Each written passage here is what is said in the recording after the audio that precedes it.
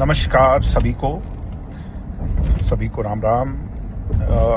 मैं इस विषय पे बहुत टाइम से संकोच कर रहा था बात करने के लिए, और मैं चाह रहा था कि मोरल वैल्यूज बनी रहनी चाहिए।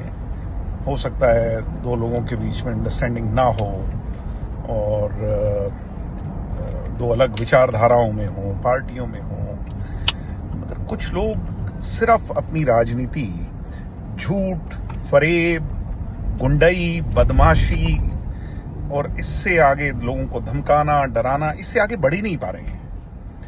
और अब जब उनका बस नहीं चल रहा बेचारों का, तो सिर्फ और सिर्फ जो है वो झूठ की बुनियाद पर करना चाहते हैं।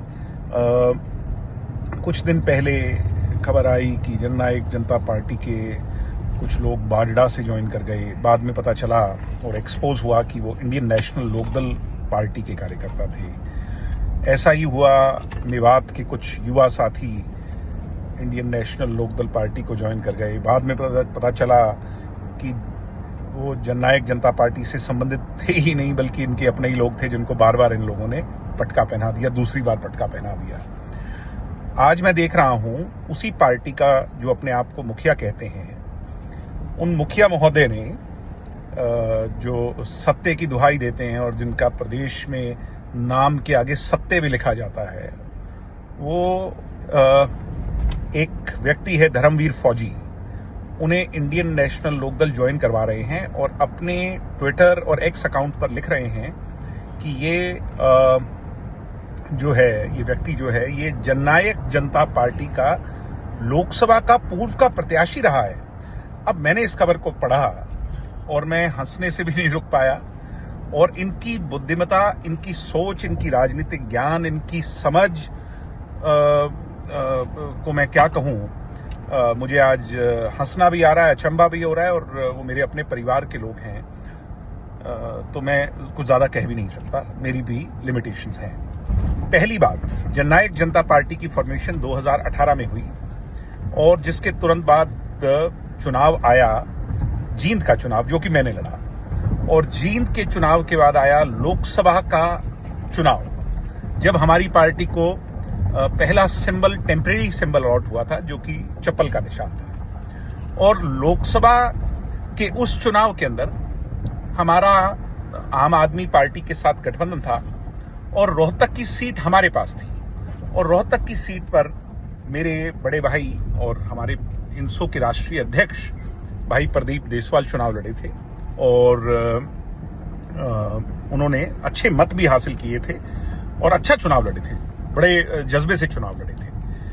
उसके बाद लोग विधानसभा का चुनाव आया, हम सत्ता में आ गए, और विधानसभा का चुनाव जाने के पश्चात 5 साल के बाद या 4.25 साल के बाद जब दोबारा चुनाव आता है लोकसभा का, तो हमारी पार्टी ने, हमारी पार्टी की तत्कालीन युवा इकाई के अध्यक्ष, नौजवानों की उस इलाके में आवाज, भाई रविंद्र सांगवान जी को टिकट दिया, जो आज के दिन प्रेजेंट में हमारी पार्टी के ऑफिस सेक्रेटरी हैं, और उन्होंने भी बहुत बेहतरीन चुनाव लड़ा।